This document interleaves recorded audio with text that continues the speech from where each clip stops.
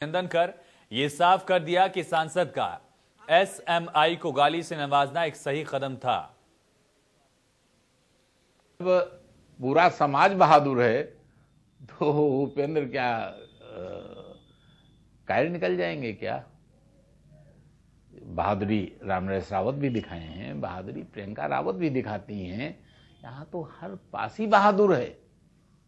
जब मैं समाज की बात करता हूं तो व्यक्ति की बात नहीं करता हूं। गाली गलौज करना एक बहादुरी आप मान रहे हैं? देखिए, अन्याय अत्याचार के विरुद्ध भाषा कोई भी निकल सकती है, लेकिन उसका उद्देश्य पवित्र होना चाहिए। देखिए, किसानों की बहुत बड़ी समस्याएं हैं जो सरकार द्वारा जनहित में कार्य उठाए जाते हैं, तो भ्रष्ट ब्यूरोक्रेसी के द्वारा जो है किसानों के रास्ते में अवरोध आता है।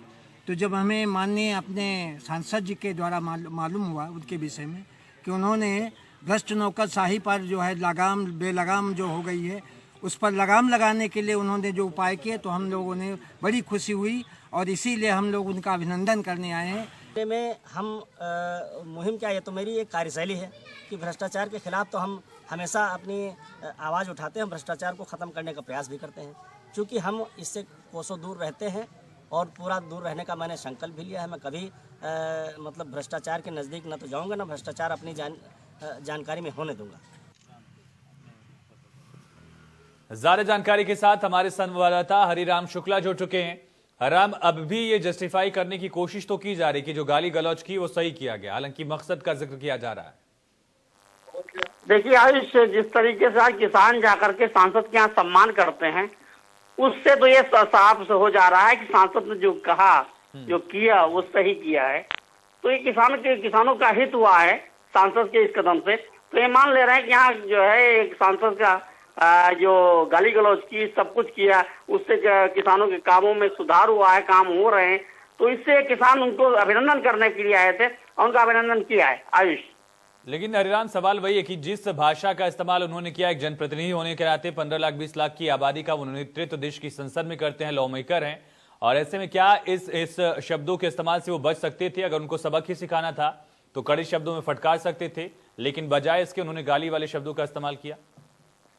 बिल्कुल, जिस तरीके से इन शब्दों का इस्तेमाल किया गया है वो कोई भी सुनेगा, निंदा करेगा इसकी। लेकिन चूंकि सांसद कह रहे हैं, जनप्रतिनिधि हैं, वो कह रहे हैं कि जब जनता का काम नहीं होगा तो हम जनता के लिए खड़े हैं, जनता का काम कराने के लिए खड़े हैं, खासकर किसानों के लिए खड़े हैं। वहां पर उल्टा सांसद ने एसएमआई को ही वहां पर कटघरे में खड़ा किया, जिसने उनके कार्यकर्ताओं के साथ बदतमीजी की, इसलिए उन्हें ऐसा करना पड़ा है। तो ये सांसद का ये बयान, किसानों के साथ खड़ा रहना, आज किसानों को जाकर के सम्मान करना, कहीं न कहीं किसानों की बात को किसान का अभिनंदन करना, ये बात ठहरा कि इनकी बात सही है। ठीक है, चलिए हरिराम, तमाम जानकारी के लिए बहुत शुक्रिया। किसानों ने सम्मानित जरूर किया है, लेकिन गालीबाज सांसद को अब सम्मान करने का ये जो फैसला किसानों का था, किसानों का कहना ये था कि सांसद साहब ने उनका हित किया, इस वजह से सम्मानित कर रहे हैं। ग्रेटर नोएडा से बड़ी खबर है, जहां पर टोल प्लाजा पर पहुंचे भारी मात्रा में किसान।